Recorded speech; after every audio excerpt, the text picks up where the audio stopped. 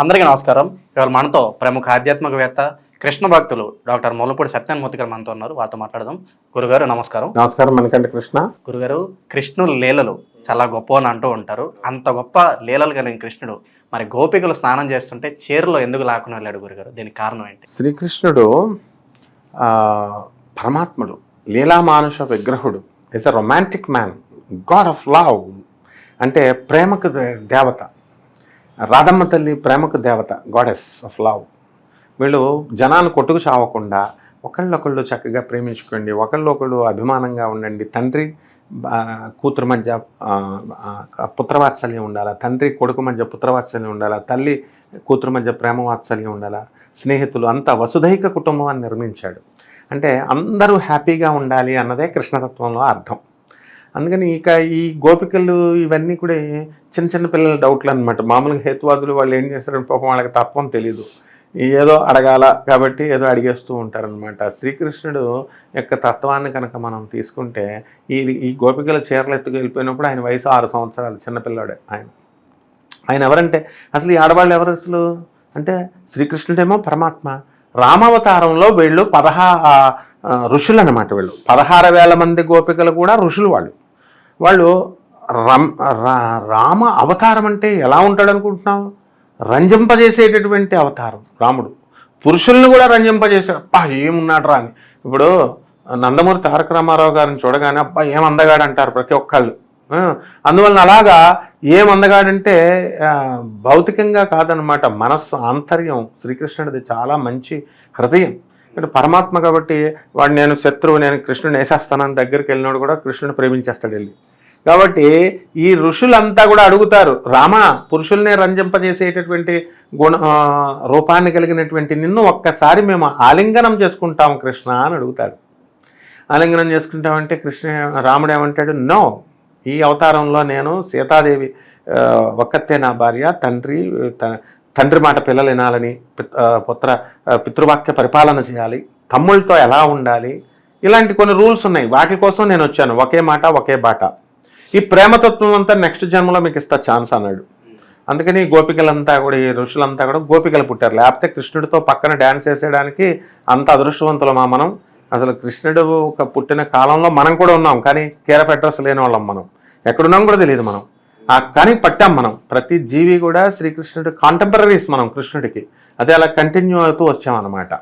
So అయితే ఆ యొక్క గోపికలుగా వచ్చారు కదా, వాళ్ళందరూ కూడా శ్రీకృష్ణుడి వల్ల వీళ్ళ కంసుడి చెర నుంచి విడదీశాడు, వీళ్ళని రక్షించాడు కాబట్టి వీళ్ళందరినీ హీరో కింద కృష్ణుడిని పెట్టుకున్నారు. వీళ్ళందరూ కృష్ణుడే తమ భర్త అవ్వాలి అని చెప్పేసి కాత్యాయని వ్రతం అని ఒక వ్రతం చేస్తున్నారు. అంటే ఆ వ్రతం నియమం ఏమిటంటే బట్టలు పూర్తిగా ఇప్పేసి నూడుగా దిగంబరంగా స్నానాలు చేయకూడదు. అసలు స్నానమే చేయకూడదు. మనం కూడా మగాళ్ళం. మనం స్నానం చేసినప్పుడు బాత్రూముల్లో ఏదో ఒక డ్రాయర్ అయినా ఉండాలి మనకి. ఏమీ లేకుండా మనం నూడుగా చేయకూడదు ఎవరు కూడా. అలాగే మొలతాడు కట్టుకోవాలి మగాడు. ఇలా కొన్ని రూల్స్ ఉన్నాయన్నమాట.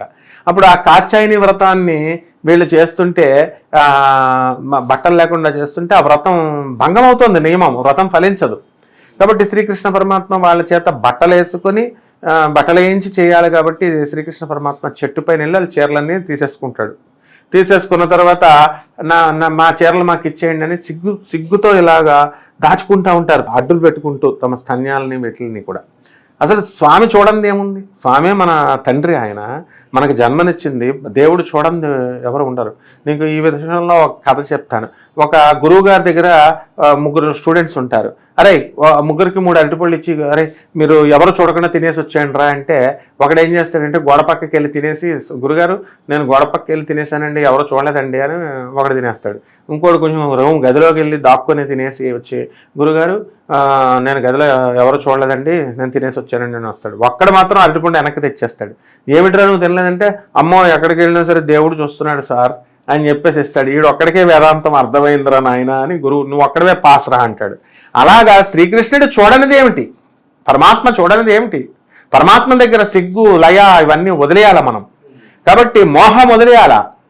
కామ క్రోధ లోభ మోహ మదమాత్సర్యాలు వదిలేయాలి. సిగ్గు లజ్జ ఇవన్నీ ప్రొపెన్సిటీస్ అంటారు, మెటీరియలిస్టిక్ ప్రొపెన్సిటీస్, ఇవన్నీ కూడా వదిలేయాలి. అవన్నీ వదిలేయడం కోసమే అహం మమకారం ఇవన్నీ కూడా వదిలేయాలా, నా కొడుకు, నా పెళ్ళం, ఇవన్నీ కూడా వదిలేయాలా.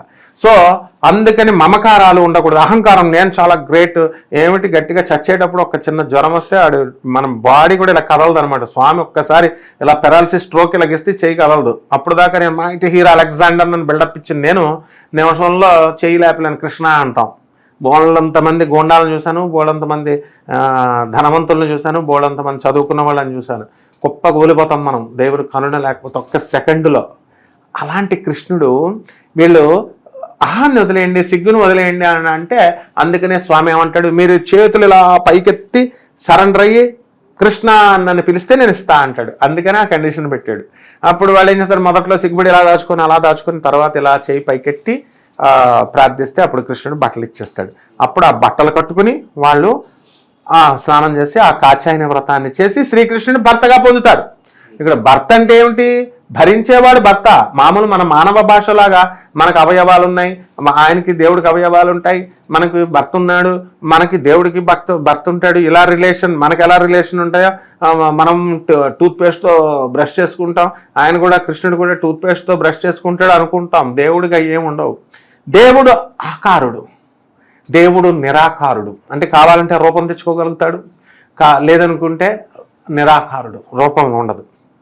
అలాగే అసెక్షువల్ రిప్రొడక్షన్ అంటే చెట్లు ఏ విధమైనటువంటి సంపర్కం లేకుండా ఎలాగైతే బిడ్డల్ని ఇస్తుందో, ఆ ఈశ్వరుడి యొక్క ఇది చెమట బిందువు పడి అంగారకుడు పుట్టాడు. అలాగే ఇలాగ జుట్టుని ఇలా తీస్తే వీరభద్రుడు పుట్టాడు. 2 నొసట్ల నుంచి ఇలా చూడగానే ఆయన కాలభైరవుడు పుట్టాడు. దేవుడి యొక్క చెమట ఏదైనా ఏ పదార్థం నుంచి అయినా సరే, బ్రహ్మ ఇలా మనసులో నుంచి చూడగానే నారదుడు బ్రహ్మ మానసపుత్రులు పుట్టారు. అంతేగాని కేవలం సెక్షువల్ రిప్రొడక్షన్ ద్వారా మాత్రమే పిల్లలు పుడతారని మన పరిమితమైనటువంటి నాలెడ్జ్తో అలా అనుకొని వీళ్ళు తెలియక భాగవతాలు చదవరు, సైన్స్ చదవరు, ఏమి తెలియదు. నేను ఒక ఆధారమైన వేద పండితుడిని, విజయవాడ బెజవాడ కనకదుర్గమ్మ దేవస్థానం మా గురువు గారు దత్తాత్రేయ శర్మ గారు వీళ్ళందరి దగ్గర మేము చదువుకున్న వాళ్ళం.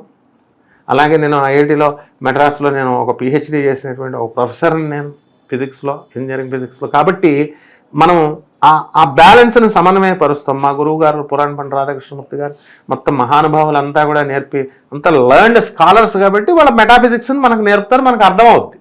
మామూలుగా వీళ్ళు పాపం తెలియక వీళ్ళంతా అజ్ఞానంతో అలా అనుకుంటారనమాట. ఏంటంటే శ్రీకృష్ణ పరమాత్మ ఆయన ఈ అందుకని ఈ యొక్క 16,000 మంది గోపికలు, he's always a hero and he's only one person. ఆయన మేలు, ఆయన పురుషోత్తముడు, మర్యాదా పురుషోత్తముడు అని రాముడిని అంటే, లీలామానుష విగ్రహుడు, షోడశ కళలు పుట్టినటువంటి వాడు కృష్ణుడు. రాముడు కూడా షోడశ కళలు లేవు, 12 కళలతోనే పుట్టాడు. ఈయన 16 కళలతో పరిపూర్ణ కళలతో పుట్టినటువంటి వాడు శ్రీకృష్ణుడు. నెక్స్ట్ ఆయన మనందరం కూడా ఇప్పుడు మగ రూపాల్లో మనం ఉన్నాం, మనంతా ప్రకృతి, మనంతా ప్రకృతిలోని భాగమే. దృశ్యం తద్ నశ్యతే, మనంతా కూడా కనబడుతున్నాం కాబట్టి నశిస్తాం మనం. పరమాత్మ కనబడడు, కృష్ణుడు కనబడడు. ఆయన కనబడ్డాడు అనుకో నశిస్తాడు. కాబట్టి కనబడినటువంటి, అందువల్లనే శ్రీకృష్ణ పరమాత్మ సశరీరంగా వచ్చినప్పటికీ కూడా ఆయన అంతర్లీనంగా ఉన్నాడు. ఆయన అంటే ఇప్పుడు హిరణ్యకశిపుడు విష్ణుమూర్తిని జయిస్తానని చెప్పేసి వెళ్ళిపోతాడు, వైకుంఠం మీద యుద్ధానికి వెళ్తాడు, దేవతలంతా పారిపోతారు. విష్ణుమూర్తి ఏం చేస్తాడు, అక్కడే ఉంటాడు కానీ వాడికి కనబడ్డు. వాడేమనుకుంటాడు, విష్ణుమూర్తి లక్ష్మీదేవి నన్ను చూసి పారిపోయారు అనుకుంటాడు. అలా శ్రీకృష్ణ పరమాత్మ యొక్క తత్వం అంత ఈజీ కాదు వీళ్ళందరికీ అర్థం కావడం. కాబట్టి పరమాత్మ ఏం చేశాడంటే, అందుకనే 16,000 మంది గోపికలకి ఏంటి అష్టభార్య, రుక్మిణి, సత్యభామ, రాధాదేవి. అలా కృష్ణుడు పెట్టుకున్నట్టు మనం పెట్టుకుంటే పోలీసు వాళ్ళు కేవలం సెకండ్ బైగామి పెళ్లి చేసుకుంటేనే 498A, రెండో పెళ్లికి ట్రై చేస్తేనే 495 సెక్షన్ ఐపీసీ. అలాగే రెండో పెళ్లి చేసుకుంటే సెక్షన్ 494 ప్రకారం బొక్కలోకి తోసేస్తారు మనల్ని. కాబట్టి శ్రీకృష్ణ పరమాత్మకు అవి ఏం లేవు నాయన, ఇవన్నీ కృష్ణ లీలలు. ఇవన్నీ అర్థం అవ్వాలంటే కృష్ణుడికి సరెండర్ అయిపోవాలా. ఆయన్ని మనం పరమాత్మని సరెండర్ అయితే మనల్ని బ్లెస్ చేస్తాడనమాట. అది నాయన. కృష్ణుడు చీరలు ఎందుకు దొంగతనం చేశాడు, అలాగే చాలా రకాల కృష్ణ లీలలు తెలియజేసినందుకు ధన్యవాదాలు గురు. ధన్యవాదాలమ్మా.